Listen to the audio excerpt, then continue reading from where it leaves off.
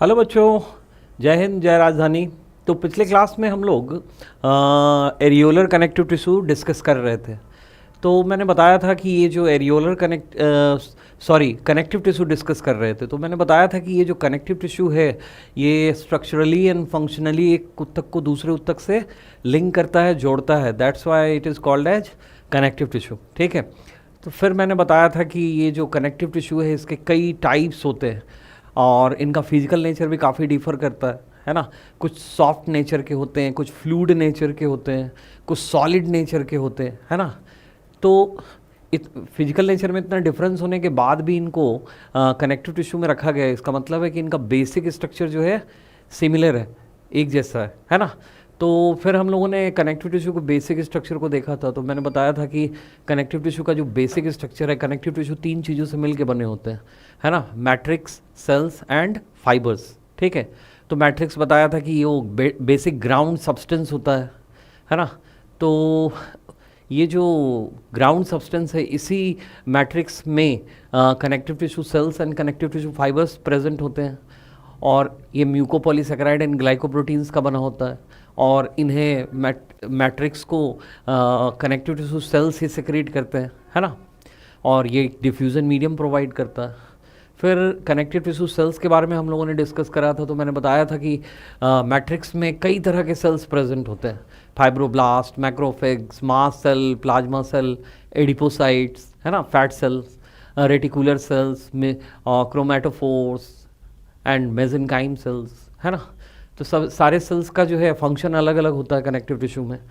फिर हम लोगों ने कनेक्टिव टिश्यू फाइबर्स डिस्कस करा था। तो बताया था कि कनेक्टिव टिश्यू में 3 तरह के फाइबर्स हो सकते हैं: white collagen fibres, yellow elastic fibres and reticular fibres. तो वाइट कोलेजन फाइबर के बारे में बताया था मैंने कि ये कोलेजन प्रोटीन का बना होता है और कनेक्टिव टिश्यू को स्ट्रेंथ प्रोवाइड करता है, ठीक है ना।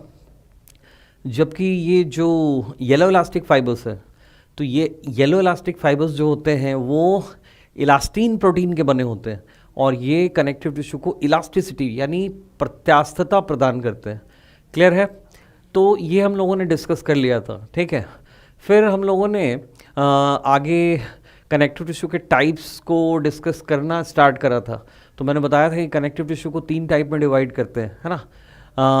Loose, dense and specialised. Loose connective tissue, dense connective tissue और स्पेशलाइज्ड कनेक्टिव टिश्यू यानी विशिष्ट संयोजी ऊतक। तो चलो आज हम लोग जरा कनेक्टिव टिश्यू के टाइप्स को डिस्कस करें। ओके। तो लूज कनेक्टिव टिश्यू, ठीक है। तो ये जो लूज कनेक्टिव टिश्यू होता है बच्चों, इसमें क्या है कि जो सेल्स एंड फाइबर्स होते हैं, okay, connective tissue sales and connective tissue fibres जो होते हैं वो लूजली अरेंज्ड होते हैं एक सेमी सॉलिड या सेमी फ्लूइड मैट्रिक्स में, ठीक है। सेमी फ्लूइड मैट्रिक्स में, सेमी फ्लूइड मैट्रिक्स में ये जो connective tissue sales and fibres होते हैं वो लूजली अरेंज्ड होते हैं, ओके। यानी ये जो टिश्यू है लूज कनेक्टिव टिश्यू, ये थोड़ा सॉफ्ट नेचर का होगा, ठीक है ना। ये सॉफ्ट होगा थोड़ा, ओके। अब ये जो लूज कनेक्टिव टिश्यू यानी ढीला संयोजी ऊतक, ढीला संयोजी ऊतक, ये इसे हम आगे 3 टाइप में डिवाइड करते हैं: एरियोलर, एडिपोस यानी वसा, एरियोलर ऊतक, वसा ऊतक और रेटिकुलर या जालिका मय ऊतक। बात समझ में आ गई। तो सबसे पहले हम लोग एरियोलर कनेक्टिव टिश्यू देखते हैं बच्चों। ये जो एरियोलर कनेक्टिव टिश्यू होता है बच्चों, ये फिगर है ना।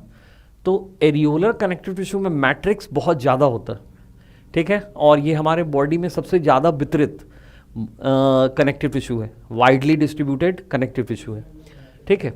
तो इसमें मैट्रिक्स बहुत ज़्यादा होता है और सेल्स एंड फाइबर्स जो होते हैं वो कम होते हैं।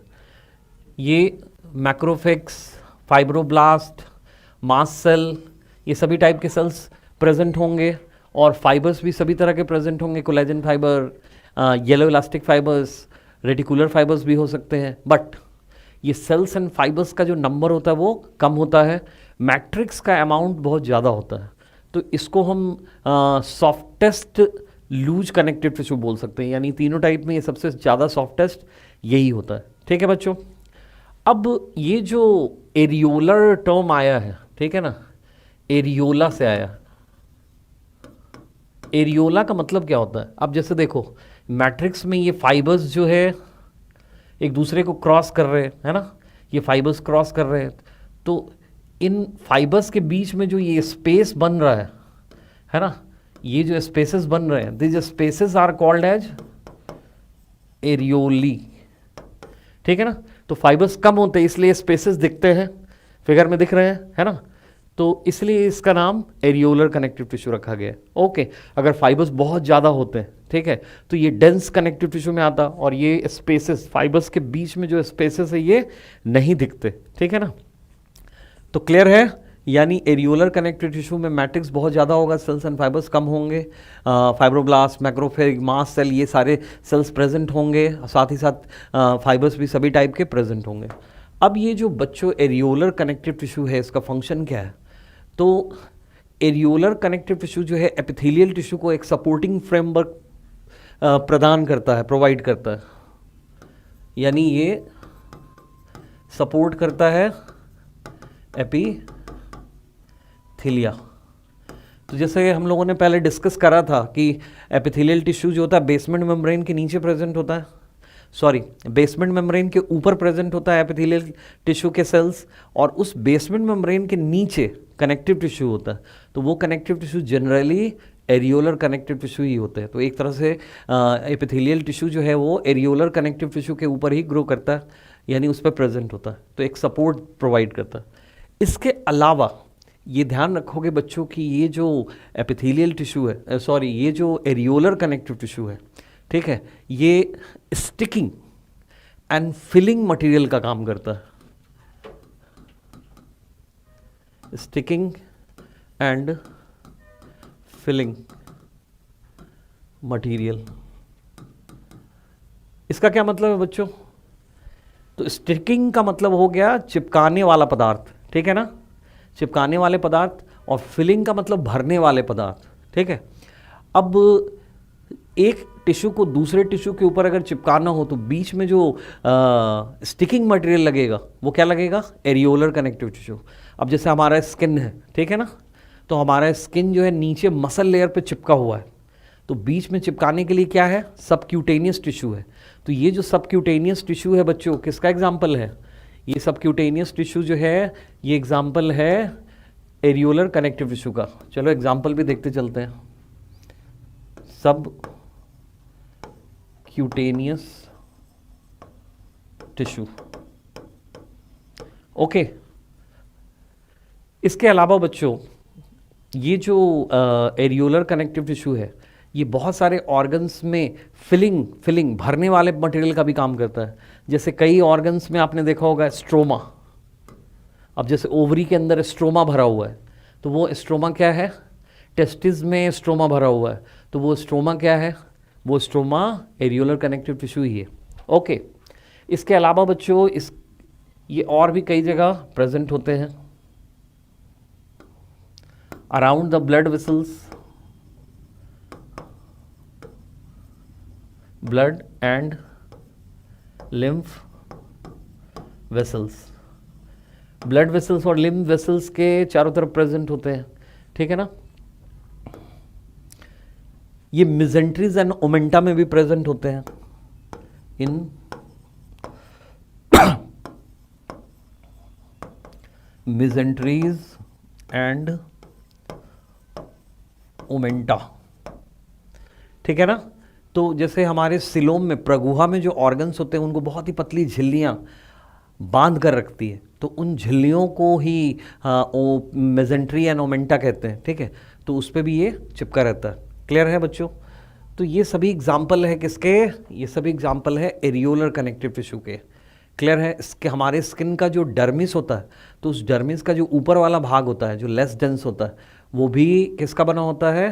एरियोलर कनेक्टिव टिश्यू का बना होता है, स्किन डर्मिस। बात समझ में आ गई बच्चों? फिर हमारे मसल के अंदर एंडोमाइसियम भरा होता है और नर्व के अंदर एंडोन्यूरियम भरा होता है। तो ये जो एंडोमाइसियम और एंडोन्यूरियम है, ये दोनों भी किस चीज़ के बने होते हैं? एरियोलर कनेक्टिव टिश्यू के। Endomysium and endoneurium. क्लियर है बच्चों? तो ये सभी एग्जाम्पल है किसके? एरियोलर कनेक्टिव टिश्यू के। ठीक है, चलो अब जरा हम नेक्स्ट देखते हैं, और वो है एडिपोज टिश्यू, है ना। तो हम लोगों ने कनेक्टिव टिश्यू सेल में एक सेल के बारे में डिस्कस करा था, दैट इज एडिपोसाइट्स, या इसे हम फैट सेल्स भी कहते हैं, है ना। क्या कहेंगे इसे? Fat cells. ओके, तो ये जो फैट सेल्स होते हैं बच्चों, वसा कोशिका, है ना, इसका क्या फंक्शन है? तो मैंने बताया था कि ये जो फैट सेल्स होते हैं वो एक्सेस फूड को फैट ग्लोब्यूल्स यानी वसा गोलकों के रूप में संचित करके रखते हैं। ठीक है, यानी फैट सेल के अंदर ये न्यूक्लियस हो गया, और अंदर क्या है? ये फैट ग्लोब्यूल्स हैं, वसा संचय है, फैट ग्लोब्यूल्स, है ना। ओके, तो ये जो एडिपोज टिश्यू है बच्चों, इसे हम वसा उत्तक कहते हैं। क्या कहते हैं? वसा उत्तक, या वसा भी कहते हैं, यानी फैट भी कहते हैं। ठीक है, तो ये एडिपोज टिश्यू जो है बिल्कुल एरियोलर कनेक्टिव टिश्यू के जैसा ही होता है। इसका मैट्रिक्स बिल्कुल एरियोलर कनेक्टिव टिश्यू के जैसा होता है, और इसमें एक खास बात ये होती है कि ये एडिपोसाइट यानी फैट सेल्स जो होते हैं, ये बहुत ज़्यादा नंबर में प्रेजेंट होते हैं।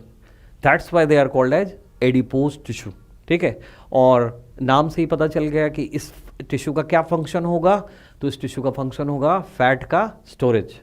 अदर सेल्स एंड जैसे मैक्रोफेग्स, मास्ट सेल, ये सब भी होंगे, फाइब्रोब्लास्ट होंगे, लेकिन कम नंबर में होंगे। ठीक है, फिर उसी तरह से कनेक्टिव टिश्यू फाइबर्स भी होंगे, लेकिन कम नंबर में होंगे। इस टिश्यू के मैट्रिक्स में सबसे ज़्यादा नंबर में कौन सा सेल होगा? एडिपोसाइट्स यानी फैट सेल्स होंगे, जो फैट का स्टोरेज करते हैं। क्लियर है? अब ये जो एडिपोज टिश्यू है बच्चों, इसका क्या फंक्शन क्या है? फैट का क्या फंक्शन है? तो देखो फंक्शन,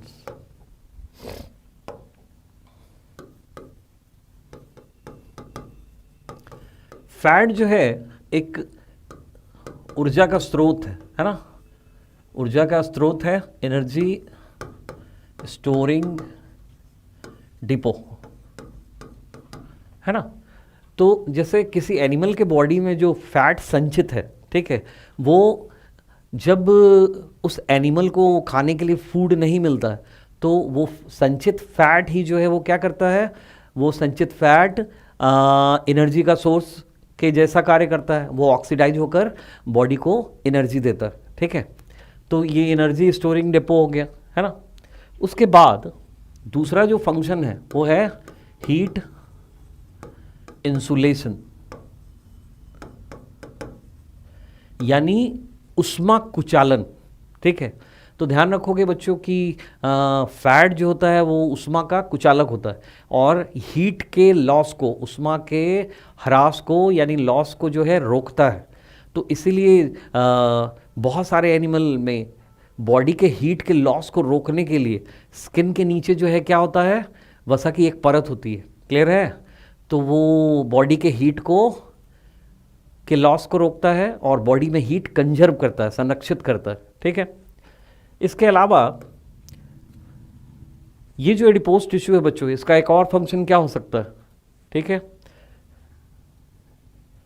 ये बॉडी कंटोर प्रोवाइड करता है,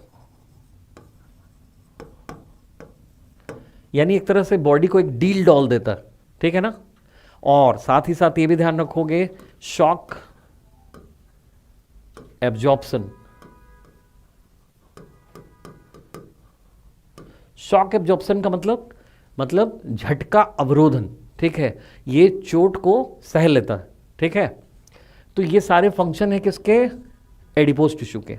अब बच्चों चलो जरा हम लोग एडिपोज टिश्यू के एग्जांपल्स देखते हैं एनिमल में कहाँ कहाँ ये मिलता है।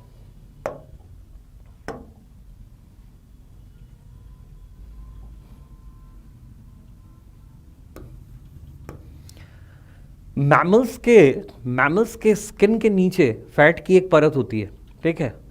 और ठंडे जगह पे रहने वाले मैमल्स में ये परत जो है काफ़ी मोटी होती है। तो उस परत को, फैट के उस परत को हम क्या कहते हैं, पैनिकुलस एडिपोसस। क्या कहेंगे, पैनिकुलस एडिपोसस मैमल्स, है ना। तो जैसे मैमल्स को हम वार्म ब्लडेड एनिमल कहते हैं। वार्म ब्लडेड मतलब समतापी जंतु बोलते हैं। ऐसा क्यों बोलते हैं बच्चों, मैमल्स को समतापी क्यों बोलते हैं? तो मैमल्स का जो बॉडी टेम्परेचर है वो हमेशा एक समान बना रहता है, ठीक है ना। बाहर के टेम्परेचर के हिसाब से बदलता नहीं है, हमेशा एक समान बना रहता है। तो इसलिए मैमल्स को हम समतापी यानी वार्म ब्लडेड कहते हैं। तो आखिर मैमल्स के बॉडी का टेम्परेचर हमेशा एक समान क्यों बना, कैसे बना रहता है? तो उसका कारण ये फैट की लेयर है। हमारे स्किन के नीचे जो है फैट की एक पतली परत पाई जाती है जिसे पैनिकुलस एडिपोसस कहते हैं।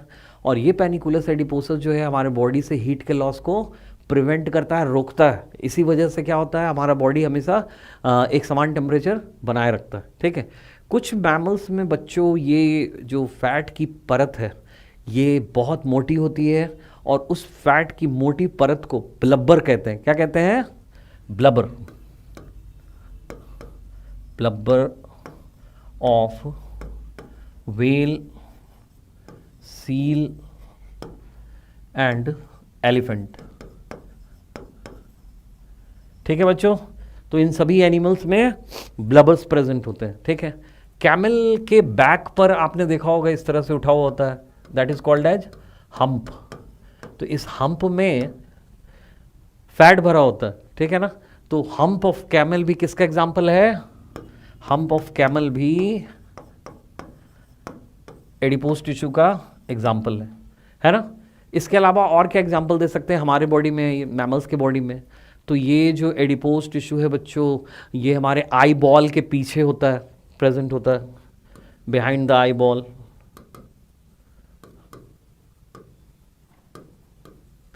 ठीक है।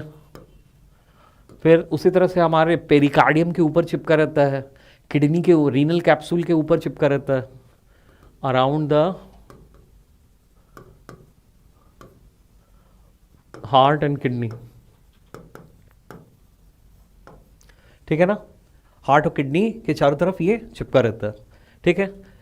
बोन के अंदर आपने पढ़ा होगा कि एक टिश्यू प्रेजेंट होता है जिसे बोन मैरो कहते हैं। क्या कहते हैं, बोन मैरो।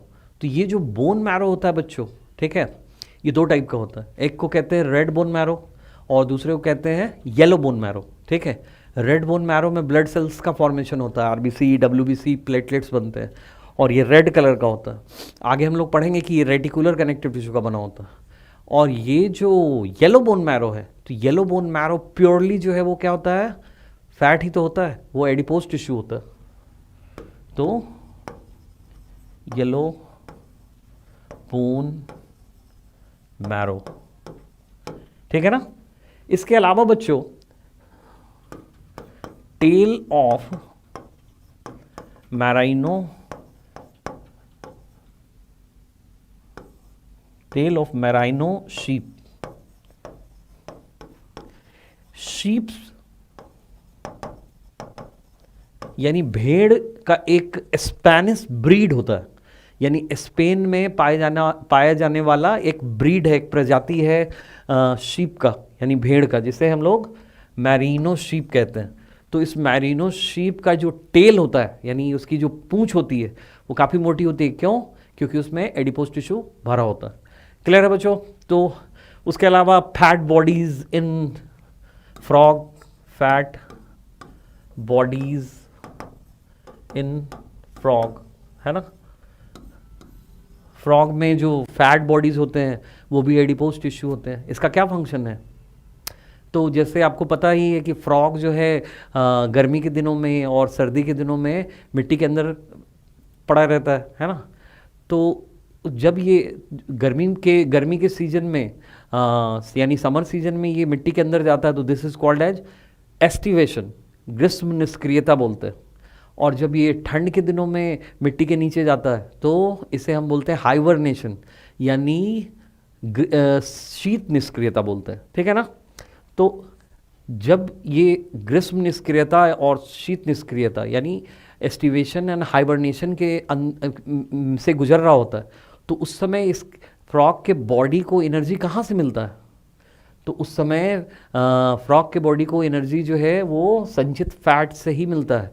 ये जो फैट वो पहले से अपने बॉडी में स्टोर कर लेता है, वही इस हाइबरनेशन और एस्टिवेशन पीरियड में एनर्जी प्रोवाइड करता है। किसको? फ्रॉग को। क्लियर है? अब सवाल ये है बच्चों कि अगर हमसे पूछा जाए कि मैमल्स के लिए, ठीक है, या मैमल्स में ये जो एडिपोज टिश्यू है, इस एडिपोज टिश्यू का जो प्राइमरी फंक्शन है, ठीक है, वो प्राइमरी फंक्शन क्या है? एक मैमल में अगर पूछा जाए कि एडिपोज टिश्यू का प्राइमरी फंक्शन क्या है, चलो मैं 2 ऑप्शन दे रहा हूँ, इसमें से आप चूज करो। पहला एनर्जी स्टोरिंग डिपो और दूसरा हीट इंसुलेशन। तो क्या जवाब देंगे? प्राथमिक कार्य पूछा जा रहा है एक मैमल में। तो देखो, मैमल के बारे में अगर पूछा जाए कि इसमें मैमल में एडिपोज टिश्यू का प्राइमरी फंक्शन क्या है, तो हमें क्या जवाब देना चाहिए? एनर्जी स्टोरिंग डिपो नहीं, बल्कि हीट इंसुलेशन। क्योंकि मैमल्स जो है वो वार्म ब्लडेड होते हैं और यहाँ जो हीट है वो उसके बॉडी का हीट इंसुलेशन कर रहा है, तब जाकर वो वार्म ब्लडेड नेचर को बनाए हुए रख रहा है, ठीक है ना। लेकिन यही सवाल अगर फ्रॉग में अगर पूछा जाए कि फ्रॉग के लिए जो फैट है या एडिपोज टिश्यू है, ठीक है, उसका प्राइमरी फंक्शन क्या है, तो फिर क्या जवाब देंगे? तो फिर एनर्जी स्टोरिंग डिपो देंगे, ठीक है ना। क्योंकि ये जो फ्रॉग होते हैं एम्फीबियंस, ये वार्म ब्लडेड नहीं बल्कि कोल्ड ब्लडेड होते हैं, ठीक है ना। इनके बॉडी का टेम्परेचर जो है बाहर के टेम्परेचर के हिसाब से बदलता रहता है। ये अपने बॉडी के टेम्परेचर को एक समान नहीं बना कर रख सकते। इसी कारण से इन्हें अधिक गर्मी और अधिक सर्दी के दौरान मिट्टी के अंदर जाना पड़ता है, यानी हाइबरनेशन और एस्टिवेशन में इन्हें जाना पड़ता है। क्लियर है बच्चों? ओके। तो ये हम लोगों ने एडिपोज टिश्यू को देख लिया, ठीक है। अब एडिपोज टिश्यू के टाइप होते हैं, ठीक है। ये जो एडिपोज टिश्यू है बच्चों, ठीक है,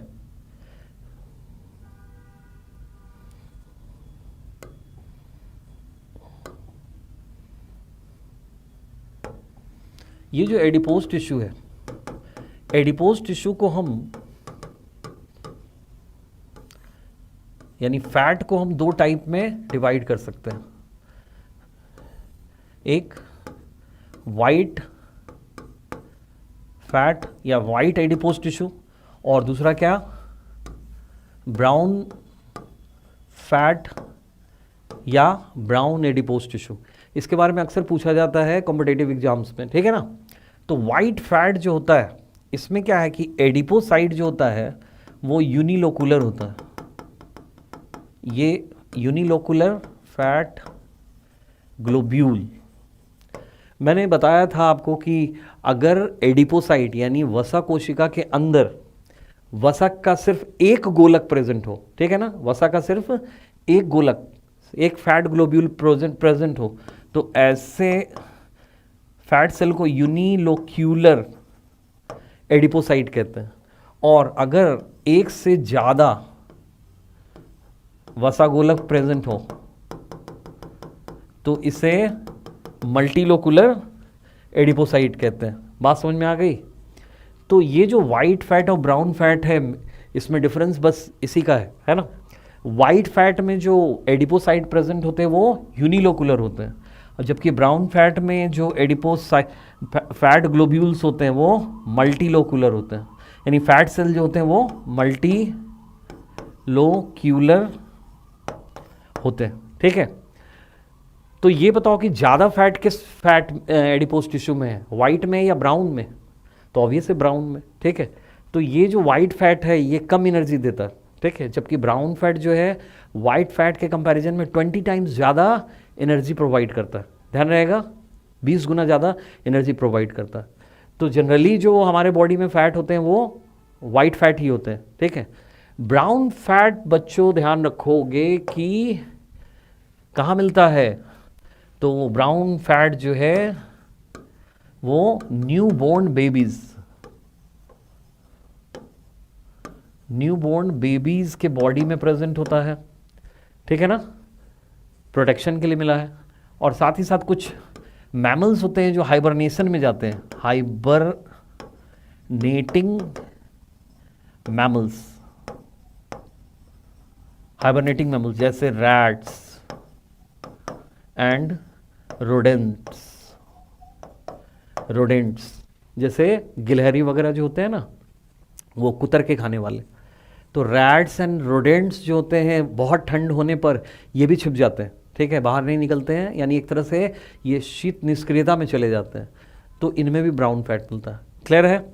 अब सवाल एक अक्सर पूछा जाता है कि ये जो ब्राउन फैट है ये ब्राउन क्यों दिखता है, ठीक है, बताएं, ये जो ब्राउन फैट है वो ब्राउन क्यों दिखता है?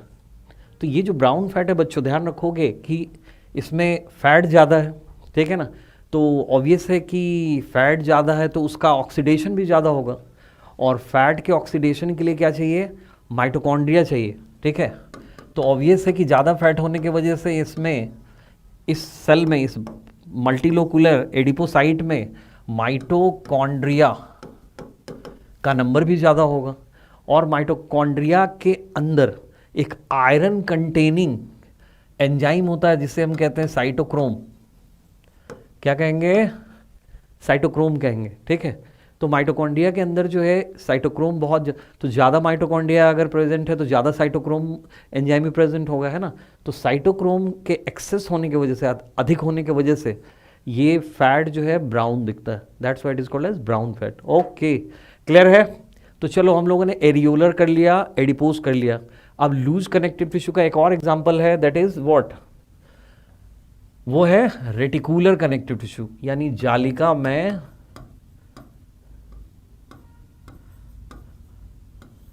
संयोजी उत्तक।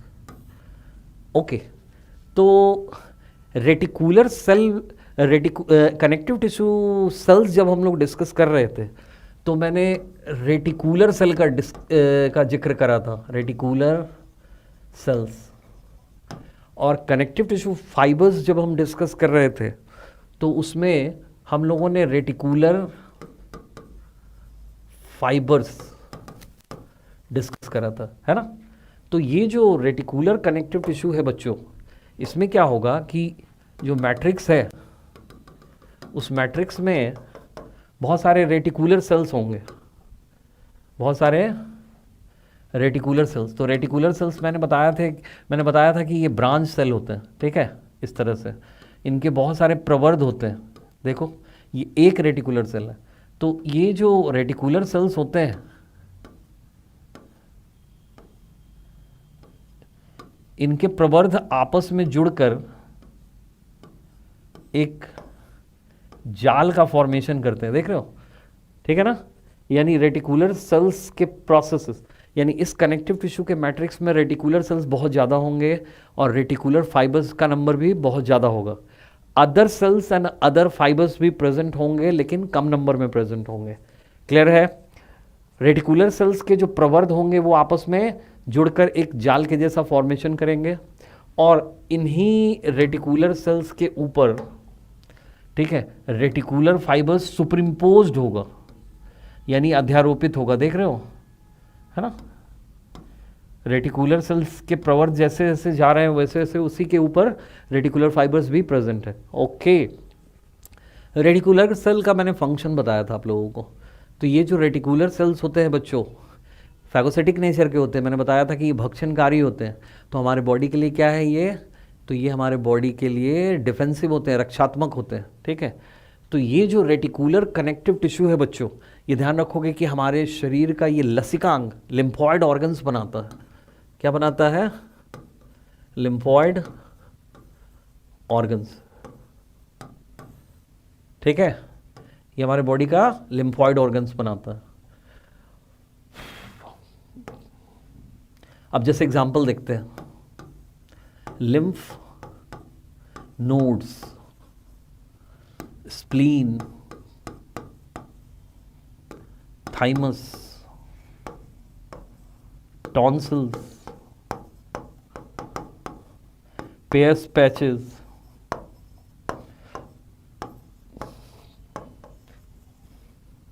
रेड बोन मैरो,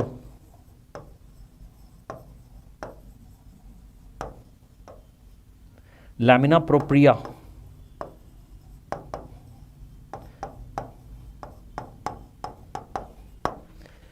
ये सभी एग्जाम्पल है किसके बच्चों? ये सभी एग्जाम्पल है लिम्फॉइड टिश्यू के। ठीक है ना, लिम्फ नोड यानी लसिका गांठें, ये लिम्फ नोड जो होते हैं हमारे वर्टिब्रेट के बॉडी में, पूरे बॉडी में प्रेजेंट होते हैं।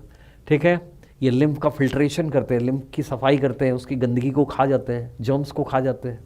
ठीक है, यहाँ पे ये रेटिकुलर सेल्स और मैक्रोफेग्स जो होते हैं वो जीवाणुओं को और गंदगी को खाते हैं। स्प्लीन के बारे में जानते होंगे, इसको हम लोग प्लीहा बोलते हैं। क्या बोलते हैं? प्लीहा। ठीक है, ये हमारे स्टमक के ऊपर, हमारे अमाशय के ऊपर चिपका हुआ एक रेड कलर का ऑर्गन है। ठीक है, और आपको पता ही होगा कि ये जो स्प्लीन है इसे हम दो नामों से भी जानते हैं। इसे ब्लड बैंक भी कहते हैं, ब्लड बैंक, और इसे graveyard of RBC, graveyard of RBCs. ठीक है, यानी इसे ब्लड बैंक एंड आरबीसी का कब्रिस्तान बोलते हैं। तो ब्लड बैंक क्यों बोलते हैं बच्चों? तो उसका कारण है कि जैसे जो अतिरिक्त आरबीसी होता है, जब हम रेस्ट में होते हैं तो ब्लड से बहुत सारा आरबीसी निकल कर कहाँ चला आता है?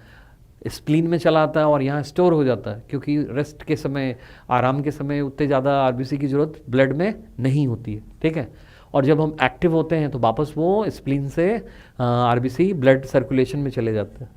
तो इसलिए इसको ब्लड बैंक कहते हैं। और ग्रेवयार्ड ऑफ आरबीसी क्यों बोलते हैं? तो ग्रेवयार्ड इसलिए बोलते हैं क्योंकि जो आरबीसी का लाइफ स्पैन होता है, यानी जीवन काल होता है, वो फिक्स होता है। अधिकतम वो 120 दिन तक ही जिंदा रहता है मैमल्स में। ठीक है ना, तो इस वजह से जब ये आरबीसी पुराने हो जाते हैं तो उन पुराने आरबीसीज का डिस्ट्रक्शन, ठीक है, यानी वो विखंडित हो जाते हैं, नष्ट हो जाते हैं। तो कहाँ ज़्यादा मात्रा में होते हैं? तो स्प्लीन में ही ज़्यादा मात्रा में आरबीसी का डिस्ट्रक्शन होता है। तो इसलिए हम इसे आरबीसी का कब्रिस्तान कहते हैं। क्लियर है बच्चों? Okay, thymus. तो थाइमस बताया, आपको पता होगा कि ये हमारे स्टर्नम जो होता है, उरोस्थी, इसके ठीक पीछे उपस्थित एक एंडोक्राइन ग्लैंड है। और तुम पता ही होगा कि यहाँ पे वो हमारा जो डिफेंसिव सेल है इम्यून सिस्टम का, टी सेल का फॉर्मेशन होता है। ठीक है, तो ये भी किसका बना हुआ है? ये भी बना हुआ है रेटिकुलर कनेक्टिव टिश्यू का। टॉन्सिल्स तो जानते ही हो, गले में प्रेजेंट होता है, फेरिंग्स में। ठीक है ना। पेयर्स पैचेस कहाँ होता है? तो ये जो पेयर्स पैचेज होते हैं बच्चों, ये प्रेजेंट होते हैं कहाँ? ये प्रेजेंट होते हैं हमारे एलिमेंट्री स्मॉल इंटेस्टाइन में। ठीक है ना, स्मॉल इंटेस्टाइन की दीवार पे प्रेजेंट होते हैं और ये फूड में प्रेजेंट जर्म्स वगैरह को नष्ट करते हैं। रेड बोन मैरो, मैंने बताया अभी कि रेड बोन मैरो जो होते हैं वो बोन के अंदर होते हैं और रेटिकुलर कनेक्टिव टिश्यू के बने होते हैं। और इसी रेड बोन मैरो में आरबीसी, डब्ल्यूबीसी, प्लेटलेट्स यानी ब्लड का फॉर्मेशन होता है। ठीक है, लैमिना प्रोप्रिया कहाँ पे है? तो ये लैमिना प्रोप्रिया बच्चों ध्यान रखोगे कि जो हमारा एलिमेंट्री कैनाल है, ठीक है, तो एलिमेंट्री कैनाल के वॉल की जब हिस्टोलॉजी यानी औतिकी देखेंगे, यानी एलिमेंट्री कैनाल की दीवार को थोड़ा सा पतला सा सेक्शन काट के अगर माइक्रोस्कोप में हम देखेंगे तो उसमें 4 लेयर दिखते हैं। ठीक है, म्यूकोसा जो सबसे अंदर वाला लेयर होता है, उसके बाद सब म्यूकोसा, उसके बाद मसल लेयर और उसके बाद सेरोसा होता है सबसे बाहर। ठीक है, तो म्यूकोसा में ये लैमिना प्रोप्रिया प्रेजेंट होता है। जो सबसे भीतर वाली परत है म्यूकोसा, सेलेस्मा झिल्ली बोलते हैं उसको, है ना, सेलेस्म झिल्ली, तो उसी का ये भाग है लैमिना प्रोप्रिया। क्लियर है बच्चों? तो ये हम लोगों ने रेटिकुलर कनेक्टिव टिश्यू भी कर लिया। ठीक है, यानी लूज कनेक्टिव टिश्यू जो है वो कंप्लीट हो गया। अब चलो जरा हम लोग डेंस कनेक्टिव टिश्यू देखते हैं। तो डेंस मतलब सघन, सघन संयोजी उत्तक, ठीक है ना, सघन संयोजी उत्तक, ठीक है। तो ये जो सघन संयोजी उत्तक है बच्चों, नाम से ही पता चल रहा है कि इसमें जो इसका जो मैट्रिक्स है, उस मैट्रिक्स में फाइबर्स एंड फाइब्रोब्लास्ट वो कंपैक्टली मतलब बहुत ही सघन रूप से उपस्थित होते हैं। यानी कह सकते हैं कि मैट्रिक्स में फाइबर्स का और फाइब्रोब्लास्ट का नंबर जो है वो बहुत ज़्यादा होता है, ठीक है ना। यानी fibres and fibroblast are compactly arranged, ठीक है।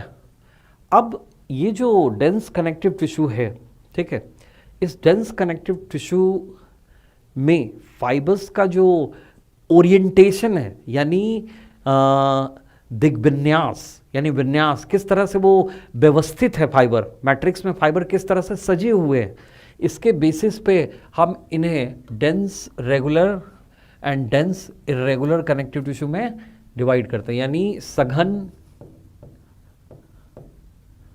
नियमित संयोजी उत्तक, और ये क्या है, सघन अनियमित संयोजी उत्तक, ठीक है ना। तो ये बच्चों ध्यान रखोगे कि ये जो सघन नियमित है,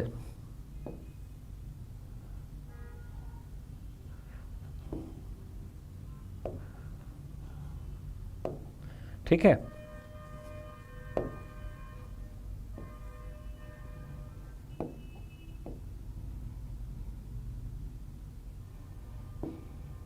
ओके।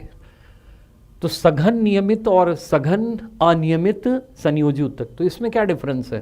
तो देखो, ये जो सघन नियमित है बच्चों, इसमें क्या है कि जैसे ये मैट्रिक्स है, ठीक है ना, ये मैट्रिक्स है, तो इस मैट्रिक्स में जो फाइबर्स हैं वो इस तरह से पैरेलल बंडल्स के फॉर्म में प्रेजेंट होते हैं। मैट्रिक्स में जो फाइबर्स हैं वो पैरेलल बंडल्स में, ये फाइबर्स के बंडल्स हैं, बंडल्स ऑफ फाइबर्स, ठीक है। और इन्हीं के बीच में फाइब्रोब्लास्ट जो है रोज में, यानी पंक्तियों में इस तरह से व्यवस्थित होते हैं। तो this are what, this are fibroblasts. बात समझ में आ गई, क्लियर। तो इस वजह से इसको सघन बोलते हैं, सघन नियमित बोलते हैं, डेंस रेगुलर। डेंस तो है ही, लेकिन फाइबर्स जो है एक खास ओरिएंटेशन में है, ठीक है, ऐसे ही बिखरे हुए नहीं है, इसलिए इन्हें रेगुलर बोलते हैं, क्लियर। तो चलो जरा अब इसके दो टाइप्स हैं, इसको डिस्कस करते हैं, उसके बाद हम लोग डेंस इर्रेगुलर कनेक्टिव टिश्यू देखेंगे, ठीक है ना। तो सघन नियमित संयोजी उत्तक के दो टाइप्स है, white fibrous connective tissue, white fibrous connective tissue, श्वेत तंतु संयोजी उत्तक, और येलो इलास्टिक कनेक्टिव टिश्यू, यानी पीला तंतु संयोजी उत्तक, पीला इलास्टिक संयोजी उत्तक, ठीक है ना। तो चलो जरा एक एक करके डिस्कस करें।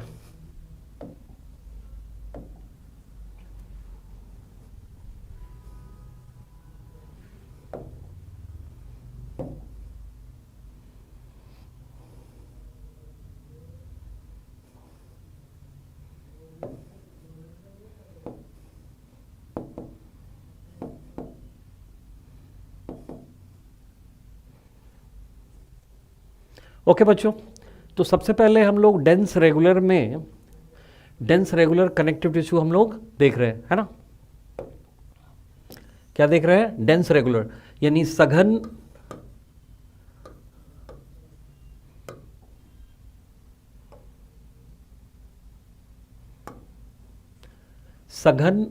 नियमित संयोजी उत्तक, ठीक है।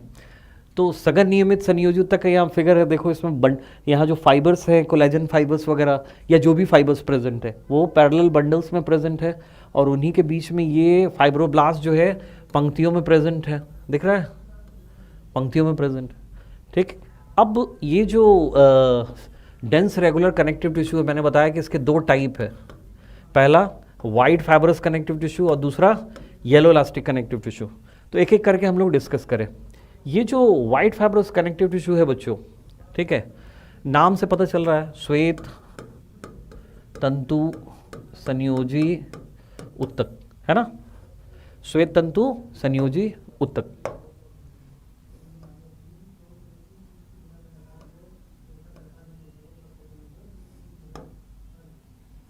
ठीक है, श्वेत तंतु संयोजी उत्तक। तो नाम से ही पता चल रहा है कि इस कनेक्टिव टिश्यू के मैट्रिक्स में जो फाइबर्स होंगे वो मेनली कौन होंगे, तो मेनली वाइट कोलेजन फाइबर्स होंगे। ठीक है ना, वाइट कोलेजन फाइबर्स ही मेनली इसके फाइबर्स होंगे। ओके बच्चों, ठीक है, वाइट कोलेजन फाइबर्स, यानी वाइट कोलेजन फाइबर ही जो है पैरेलल बंडल में लगे होंगे। तो मैंने तुम्हें बताया था कि ये जो वाइट कोलेजन फाइबर्स होता है ये टिश्यू को वो मजबूती प्रदान करता है, स्ट्रेंथ प्रोवाइड करता है। ये जितना ज़्यादा नंबर में होगा टिश्यू उतना ज़्यादा मजबूत होगा। ठीक है, तो वाइट कोलेजन फाइबर जो है इस टिश्यू में सबसे ज़्यादा होता है। ठीक है, तो इसलिए इसे हम स्ट्रॉन्गेस्ट कनेक्टिव टिश्यू किसमें, डेंस में बोलेंगे, है ना, स्ट्रॉन्गेस्ट डेंस कनेक्टिव टिश्यू बोलेंगे। क्लियर है। तो ये जो वाइट श्वेत तंतु संयोजी उत्तक है, ठीक है, वाइट फाइबरस कनेक्टिव टिश्यू, ठीक है, तो इसमें वाइट कोलेजन फाइबर बहुत ज़्यादा नंबर में होंगे और ये बहुत ज़्यादा मजबूत कनेक्टिव टिश्यू होगा। अब ये एनिमल के बॉडी में ये टिश्यू दो फॉर्म में मिलता है, एक तो हो गया कॉर्ड के फॉर्म में और दूसरा शीट के फॉर्म में। ठीक है, तो कॉर्ड के फॉर्म में बच्चों इसे हम क्या कहते हैं, कॉर्ड के फॉर्म में इसे हम टेंडन कहते हैं। क्या कहते हैं, टेंडन, कंडरा। बात समझ में आई। जब ये रस्सी के फॉर्म में मिलेगा तो इसे हम क्या कहेंगे, कंडरा। ठीक है, तो ये कंडरा क्या होता है, जरा इसको हम लोग डिस्कस करें। तो जैसे देखो, ये एक मसल है, ठीक है ना, तो मसल के ये क्या है, एक दिस इज ए मसल, एक पेशी है ये। ठीक है, तो पेशी के ऊपर जो है इस वाइट फाइबरस कनेक्टिव टिश्यू का शीट प्रेजेंट होता है। क्या होता है, परत प्रेजेंट होती है, जिसे हम क्या कहते हैं, जिसे एपीमाइसियम कहते हैं। क्या कहेंगे, एपीमाइसियम। अब यही एपीमाइसियम जो है, शीट जो है, ये दोनों छोर पर बाहर उतर कर रस्सी का फॉर्म ले लेता है ना। इस कॉर्ड को ही हम बोलते हैं टेंडन। अब ये टेंडन जो है किसी बोन के अंदर, ये एक बोन है, इस बोन के अंदर एंटर कर जाता है। ठीक है, यानी ये एक बोन है और इस बोन के अंदर इस मसल का देखो टेंडन घुस गया है ना, एंटर कर गया। This is the tendon. तो इस टेंडन के वजह से क्या हुआ कि ये जो मसल है, ये मसल जो है वो इस बोन से जुड़ गया। ठीक है, ज्वाइन हो गया। तो टेंडन का फंक्शन यही होता है, ये एक मसल को एक बोन से जोड़ता है। अब ये एक और मसल है देखो, और ये उसका टेंडन है, तो ये टेंडन जो है आकर इस टेंडन से जुड़ जाता है। तो tendon plus tendon is equal to tendon, है ना। यानी कई मसल्स जो होते हैं अपने टेंडन को जोड़कर एक कॉमन टेंडन बनाते हैं, और वो कॉमन टेंडन जो है वो बोन के अंदर एंटर कर जाता है, जिससे वो सारे मसल्स जो हैं वो क्या हो जाते हैं, बोन से जुड़ जाते हैं। तो एक तरह से हम बोल सकते हैं क्या कि टेंडन जो है ये ज्वाइन करता है, join muscle to muscle and muscle to bone. Okay, tendon जो है मसल को मसल से जोड़ता है और मसल को बोन से जोड़ता है। क्लियर है बच्चों, this is the function of tendon. अब देखो मसल में जब कॉन्ट्रैक्शन होगा, मसल में जब कॉन्ट्रैक्शन होगा तो इस टेंडन में खिंचाव होगा, ठीक है, और टेंडन में जब खिंचाव होगा तो ये बोन जो है वो मूव करेगा, ठीक है, यहाँ से यहाँ चला आएगा। क्लियर है? तो इसका मतलब है कि मसल में कॉन्ट्रैक्शन होने से टेंडन में खिंचाव होता है और वो बोन को खींचता है, जिसके वजह से बॉडी मूवमेंट्स होता है, ठीक है। अब जैसे हमने हाथ ऐसे कर लिया, ठीक है, तो यहाँ पे जो बाइसेप्स मसल है उसमें कॉन्ट्रैक्शन हुआ और उस बाइसेप्स मसल का जो टेंडन है वो इस रेडियस अल्ना को ऊपर ला रहा है ना, तो इससे ये मूवमेंट हुआ। अब अगर किसी मसल के टेंडन को कट कर दिया जाए तो बोन में मूवमेंट होगा या नहीं? तो कोई मूवमेंट नहीं होगा, क्योंकि खींचने के लिए जो है वो है टेंडन ही तो है, और टेंडन ही कट हो गया तो बोन को अब कौन खींचेगा? तो ध्यान रखोगे कि अगर टेंडन को कट कर दिया जाए तो बोन में मूवमेंट नहीं होगा। क्लियर है? चलो अब जरा इसका जो दूसरा फॉर्म है जिसको कहते हैं शीट, यानी परत के रूप में, तो ये जो परत के रूप में वाइट फाइब्रस कनेक्टिव टिश्यू जो है, ठीक है, प्रेजेंट होता है, ये हमारे बहुत सारे ऑर्गन्स का बाहरी आवरण बनाता है, ठीक है। जैसे एग्जाम्पल, यानी ये क्या बनाता है? Outer covering of A number of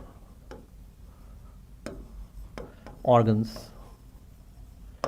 outer covering of A number of organs. अब जैसे इसका एग्जाम्पल देखते हैं, जैसे बोन है, तो बोन का जो बाहरी आवरण होता है वो वाइट फाइब्रस कनेक्टिव टिश्यू के शीट का बना होता है और उसे हम क्या कहते हैं?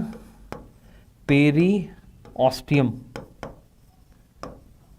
फिर उसी तरह से कार्टिलेज यानी उपास्थि है, तो उपास्थि का जो बाहरी आवरण होता है उसे हम लोग क्या कहेंगे?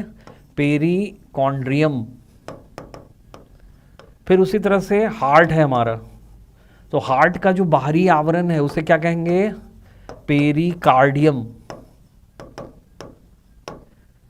ठीक है। पेरिकार्डियम के बारे में जानते ही हो, हृदय का बाहरी आवरण होता है। तो ये भी किसका बना हुआ है? तो वाइट फाइब्रस कनेक्टिव टिश्यू के शीट का बना हुआ है।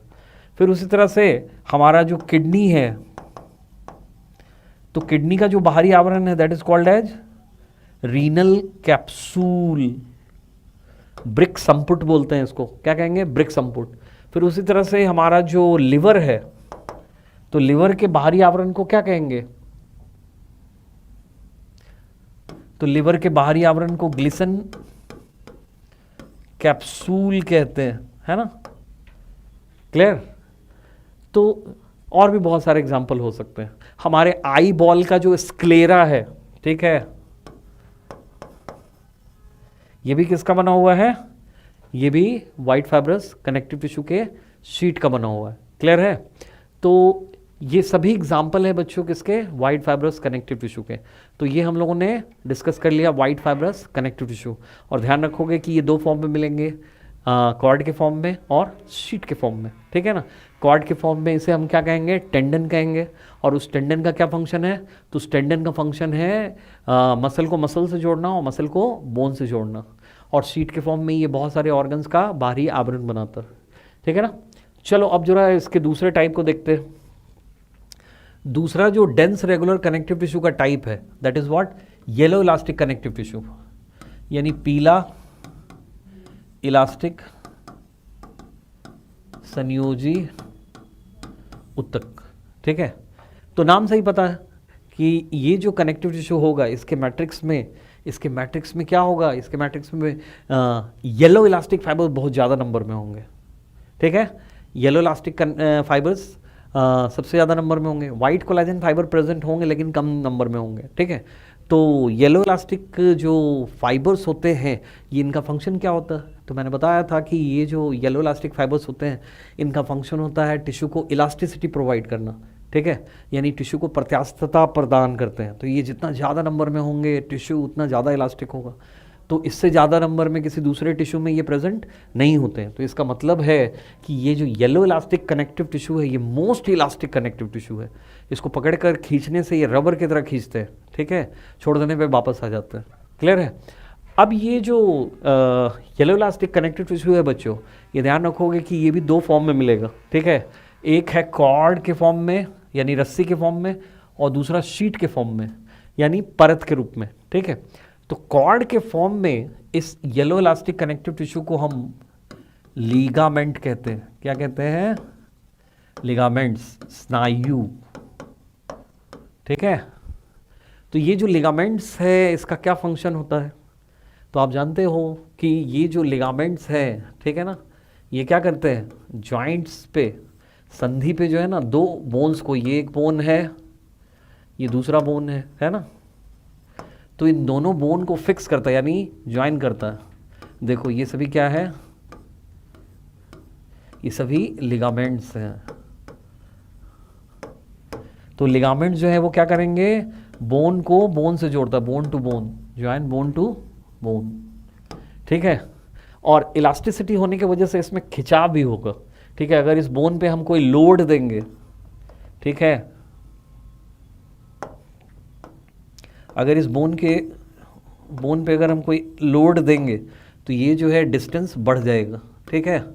और अगर लोड को हटा देंगे तो इलास्टिसिटी की वजह से वापस ऊपर अपने पहले पोजीशन में चला जाएगा। क्लियर है? तो जितने भी जॉइंट्स होते हैं उनमें बोन्स को आपस में जोड़ने का काम कौन करता है? तो ये लिगामेंट करता है, ठीक है। अगर इस बोन पे एक्सेसिव लोड दिया जाए यानी बहुत ज़्यादा लोड दे दिया जाए, ठीक है, बहुत बड़ा लोड दिया जाए, तो क्या होगा? ये लिगामेंट बहुत ज़्यादा खिंच जाएंगे और खिंचे ही रह जाएंगे, ठीक है। तो यानी इस लिगामेंट में एक्सेसिव स्ट्रेचिंग हो जाएगा यानी बहुत ज़्यादा खिंचाव हो जाएगा, और जब बहुत ज़्यादा खिंचाव हो जाएगा तो ये लोड हटाने पर तुरंत अपने प्रीवियस पोजीशन में नहीं पहुंच पाएगा बल्कि उसी तरह से खिंचा ही रह जाएगा। तो इस कंडीशन को हम क्या कहते हैं? तो इस कंडीशन को ही तो स्प्रेन कहते हैं। स्प्रेन मतलब क्या? स्प्रेन मतलब मोच, ठीक है। तो लिगामेंट में जब बहुत ज़्यादा खिंचाव हो जाता है, ठीक है, लिगामेंट में जब बहुत ज़्यादा खिंचाव हो जाता है तो इस कंडीशन को हम कहते हैं पेनफुल कंडीशन होता है, और this is called as sprain यानी मोच। अब सवाल ये है बच्चों कि अगर लिगामेंट को कट कर दिया जाए, ठीक है, अगर इसको काट दिया जाए तो जॉइंट पे मूवमेंट होगा या नहीं होगा? अगर लिगामेंट को कट कर दिया जाए तो जॉइंट पे मूवमेंट होगा, ठीक है, क्योंकि मूवमेंट जो है वो लिगामेंट नहीं कराता बल्कि टेंडन कराता है, मसल कराता है ना। तो मूवमेंट तो होगा, लेकिन मूवमेंट जो है कैसा होगा? वो डायरेक्शनल नहीं होगा बल्कि डायरेक्शनलेस होगा, क्योंकि ये जॉइंट जो है वो अनफिक्स हो गया है ना। दोनों बोन्स जिस तरह से बंधे हुए थे वो सारा लिगामेंट कट चुका है। तो वैसे कंडीशन में क्या होगा? अगर हम बोन को इस तरह से मूव करना चाहेंगे तो वो इधर चला जाएगा या इधर चला जाएगा, यानी डायरेक्शनलेस मूवमेंट होगा, ठीक है। जैसा हम चाहते हैं वैसा मूवमेंट नहीं होगा, ठीक है। अब बच्चों शीट की बात करें तो ये जो शीट है, ठीक है ना, तो इस शीट के फॉर्म में ये जो येलो इलास्टिक कनेक्टिव टिश्यू है ये कहाँ प्रेजेंट होगा? तो ये वैसे ऑर्गन्स के वॉल में प्रेजेंट होगा जहाँ इलास्टिसिटी की जरूरत है ना, क्योंकि ये कनेक्टिव टिश्यू ही बहुत इलास्टिक होता है, बहुत प्रत्यास्थ होता है। तो शीट के फॉर्म में जैसे ये देखो लंग्स के वॉल में प्रेजेंट होगा। जैसे हम एयर फिल करते हैं, हवा भरते हैं तो लंग्स जो है वो फूल जाता है ना, और फिर एयर निकाल देते हैं तो लंग्स क्या होगा? पिचक जाता है। तो इलास्टिसिटी की वजह से फूलना पिचकना हो रहा है। तो लंग्स के वॉल में क्या प्रेजेंट है? येलो इलास्टिक कनेक्टिव टिश्यू की शीट उपस्थित है, ठीक है ना। फिर उसी तरह से हमारे ब्लड वेसल्स के वॉल में भी ये प्रेजेंट होता है। जब हार्ट जो है ब्लड पंप करता है आर्टरी में तो आर्टरी जो है चौड़े हो जाते हैं, ठीक है, और फिर जब ब्लड निकल जाता है तो वो वापस अपने प्रीवियस पोजीशन में आ जाते हैं। बात समझ में आ गई? यहाँ भी प्रेजेंट है। हमारा ट्रैकिया के वॉल में भी प्रेजेंट होता है, ठीक है। तो ये ट्रैकिया के वॉल में एयर जब जाता है तो ट्रैकिया भी चौड़ा हो जाता है, फिर एयर जब चला जाता है लंग्स में तो फिर वापस प्रीवियस पोजीशन में आ जाता है, ठीक है बच्चों। तो ये जो है हम लोगों ने येलो इलास्टिक कनेक्टिव टिश्यू के कॉर्ड एंड शीट के बारे में डिस्कस कर लिया, ठीक है। अब जो इसका नेक्स्ट टाइप है बच्चों, डेंस इरेगुलर कनेक्टिव टिश्यू, यानी सघन अनियमित संयोजी ऊतक। ठीक है, सघन अनियमित संयोजी ऊतक। तो अनियमित यानी इरेगुलर, है ना। तो इसका मतलब क्या है, तो यहाँ फिगर में देख रहे हो कि मैट्रिक्स में जो सेल्स है फाइब्रोब्लास्ट और जो फाइबर्स है वो डिफरेंटली ओरिएंटेड है, मतलब इधर उधर अलग अलग दिशाओं में व्यवस्थित है। कोई पैरेलल बंडल या किसी एक दिशा में सब व्यवस्थित नहीं है, बल्कि अलग अलग दिशाओं में व्यवस्थित है, बिखरे हुए एक तरह से। तो इस तरह के कनेक्टिव टिश्यू को हम क्या कहेंगे, इस तरह के कनेक्टिव टिश्यू को डेंस इरेगुलर कनेक्टिव टिश्यू कहेंगे। और इसका सबसे अच्छा एग्जाम्पल क्या है, तो इसका एग्जाम्पल है हमारा स्किन डर्मिस। ठीक है, यानी हमारे त्वचा चर्म। ठीक है ना।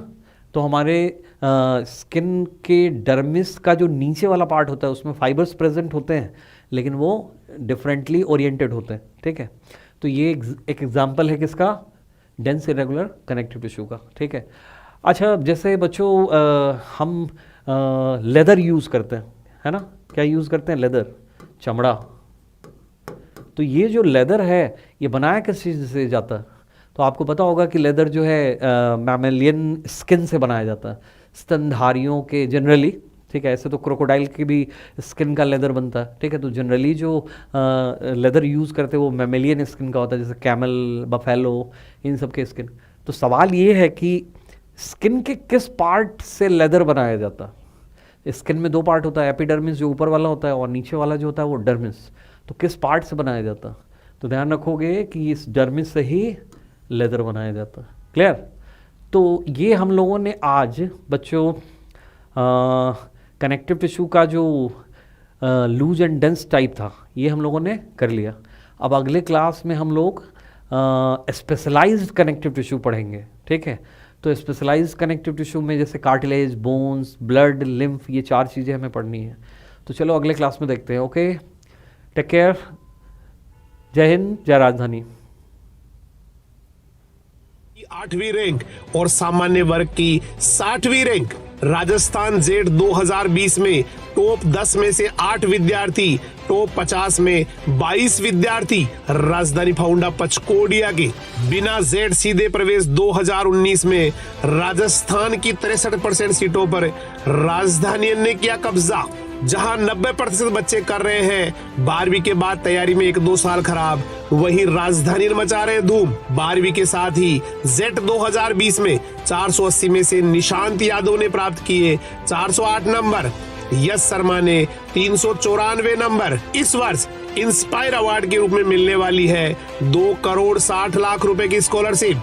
कक्षा 12 के परिणाम में 97% या अधिक एक विद्यार्थी, 95% या अधिक 3 विद्यार्थी, 94% या अधिक 7 विद्यार्थी, 93% या अधिक 11 विद्यार्थी, 90% या अधिक 40 विद्यार्थी, और वो भी ओवरऑल। ऑप्शनल सब्जेक्ट में 100% लाने वाले 2 विद्यार्थी, 99% या ज्यादा लाने वाले 3 विद्यार्थी, 97% या अधिक लाने वाले 19 विद्यार्थी, 90% या अधिक लाने वाले 163 विद्यार्थी। 10वीं से 12वीं साइंस व एग्रीकल्चर में अजय कुमार मीणा ने की 39% की रिकॉर्ड वृद्धि, रिंकू यादव ने की 37% की वृद्धि, नरेश पाटीदार ने 36% की वृद्धि।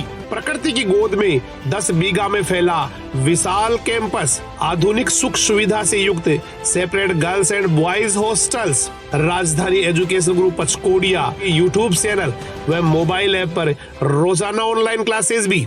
ICR, Z, BHU, agriculture supervisor 11-12 class के ऑनलाइन कोर्सेज भी उपलब्ध 11वीं 12वीं के साथ, और इसके बाद भी ICR, जेड, BHU की क्लासेज उपलब्ध। राजधानी एजुकेशनल ग्रुप पचकोड़े जयपुर में शामिल है Rajdhani science Dhara for preparation of NEET JEE Rajdhani foundation for preparation of ICR JET BHU, Rajdhani public senior secondary school for all academic classes, Rajdhani girls and boys hostel with modern facilities और residential block. साथ ही visit करें www.rajdanigroup.in। Helpline number 9314130130, call 9001001314।